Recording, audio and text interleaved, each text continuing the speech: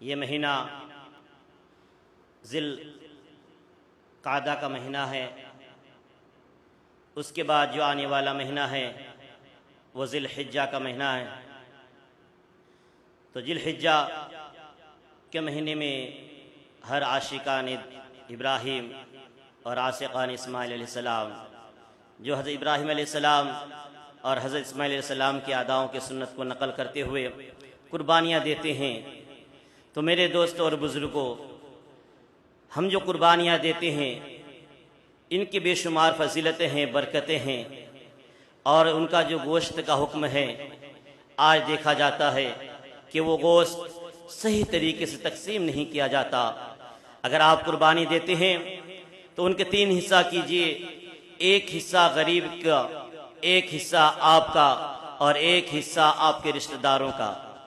ان گوشت کو 3 حصہ کرنے کے بعد جو غریب کا حق ہے وہ غریب تک پہنچائیے۔ واقعہ اس طرح یوں ہے کہ ایک غریب انسان کے 3 بچے ہیں، کئی مہینوں سے وہ غریب مزدوری کر کے اپنے بچوں کی پرورش کرتا رہا، لیکن جب قربانی کا مہینہ قریب آیا تو بچوں نے باپ سے کہا، ابا جان یہ مہینہ قربانی کا مہینہ ہے، کئی مہینے ہو گئے ہمیں گوشت کھانے کو نصیب نہیں ہوا۔ تو باپ نے اپنے بچے کو تسلی دیتے ہوئے کہا، بیٹا گھبراؤ مت، ہمارے پڑوس میں جو وکیل صاحب ہے انہوں نے 2 بکرے لے کے آیا ہے، اور ہمارے جو ڈاکٹر صاحب ہے انہوں نے بھی 2 بکرے لے کے آیا ہے، اور ہمارے جو ماسٹر صاحب ہے انہوں نے بھی 2 بکرا لے کے آیا ہے۔ اللہ نے انہیں نوازا ہے اور یہ قربانی دیں گے انشاءاللہ تعالی۔ بیٹے تم کو میں گوشت کھلاؤں گا اور جی بھر کے کھانا۔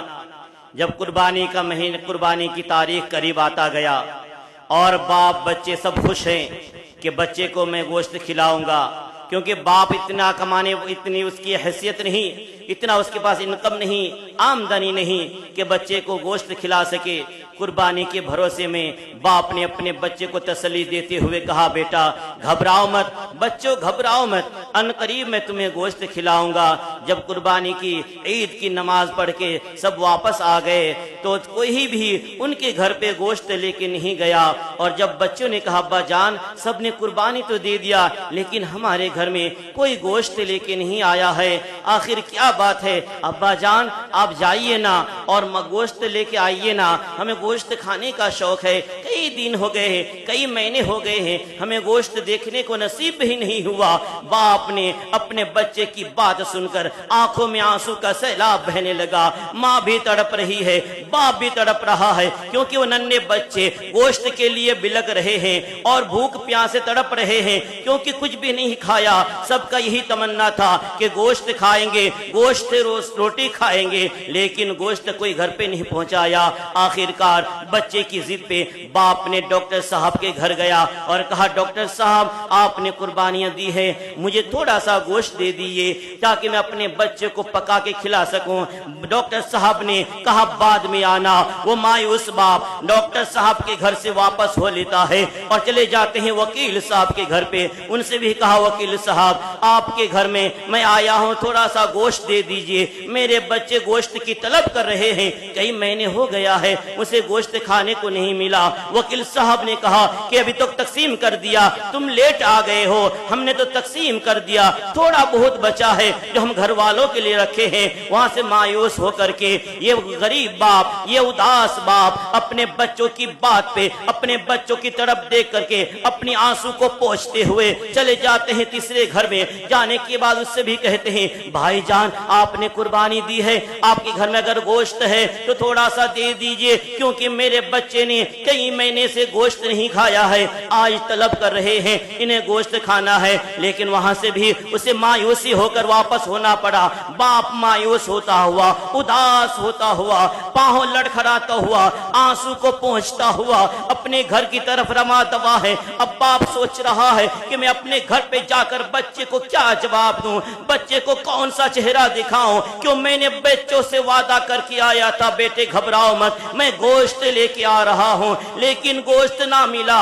बाप की उदासी देख करके जैसे ही बाप ने घर के दरवाजे पे दहलीज हुआ, बच्चे दौड़ते हुए गए कि अब्बा जान ने गोश्त लेके आया है। लेकिन माँ भी सब्जियां काट के तैयार रखी है, प्याज वगैरह सब काट के तैयार रखी है। अम्मी से कहती अम्मी जान आप जल्दी तैयार कीजिए, अब्बा जान गोश्त लेके आते होंगे। जैसे ही दरवाजा बाप खोलता है, बच्चे दौड़ते हुए बाप के पास दौड़ते हुए जाते हैं, लेकिन बाप उदास खाली हाथ जब आते हैं तो बच्चों की आंखों से आंसू, बाप भी रो रहा है, बच्चे भी रो रहे हैं, माँ भी रो रही है, क्योंकि वो गरीब बाप अपने बच्चे को तो गोश्त खिला नहीं सका। बच्चे को तसल्ली देते हुए कहा बेटा घबराओ मत।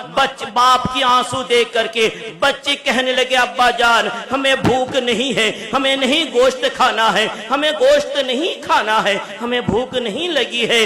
बाप की बच्चों की बात सुन के बाप का सीना फटा जा रहा था, ज़ारो कतार रो रहा है। आंखें पोंछते हुए बाप की आंसू देख करके उसकी बीवी भी रोने लगी, मियाँ बीवी दोनों ज़ारो कतार रोने लगे।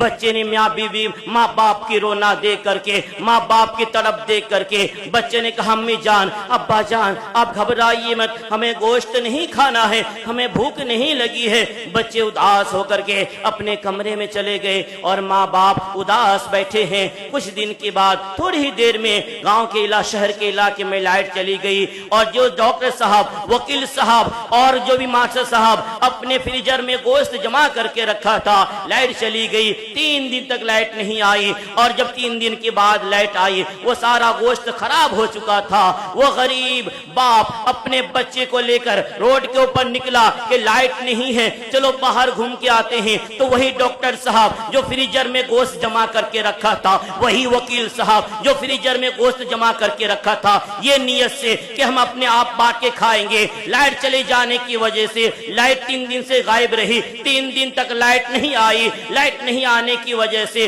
गोश्त खराब हो गया। वकील साहब, डॉक्टर साहब, मास्टर साहब वो गोश्त निकाल करके बाहर ले जा रहे फेंकने के लिए।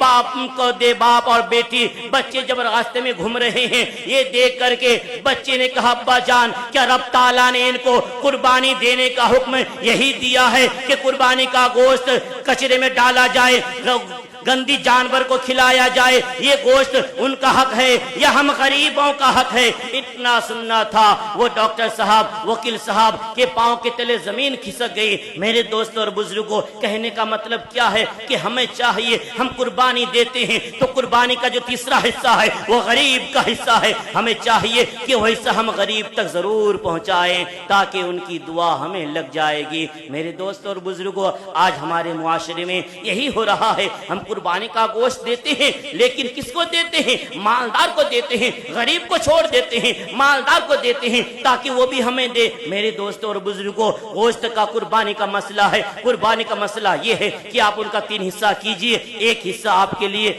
एक हिस्सा आपके रिश्तेदारों के लिए और एक हिस्सा गरीब के लिए। मेरे दोस्तों और बुजुर्गों, अगर आप भी कुर्बानी दे रहे हैं, अगर आपके पड़ोस में कोई गरीब भाई है वो कुर्बानी नहीं दे सकता है, तो आप उन तक उनका हक पहुंचाइए ताकि उनकी मुंह से, उनके दिल से दुआ निकले, उनके लब से दुआ निकले। अगर उनके लब से दुआ निकल जाए तो आपकी कुर्बानी कबूल हो जाएगा। अगर वो मायूस उदास माँ बाप अपने बच्चे को गोश्त नहीं खिला सकते, क्यों बहुत से ऐसे मेरे भाई है जो अपने बच्चे को गोश्त नहीं खिला सकते, वो इसी भरोसे में रहते हैं कि कुर्बानी का महीना करीब आने वाला है, कुर्बानी का महीना आने वाला है। उस महीने में जो मालदार हजरात है, साहिब मालदार है, वो कुर्बानियां देते हैं और वो गोश्त तकसीम करते हैं। तो मेरे मालदार भाइयों और मेरे साहिब मालदार भाइयों से गुजारिश है कि अगर आप कुर्बानी देते हैं तो आप गरीब भाई का जरूर हक अदा कीजिए, उनसे दुआ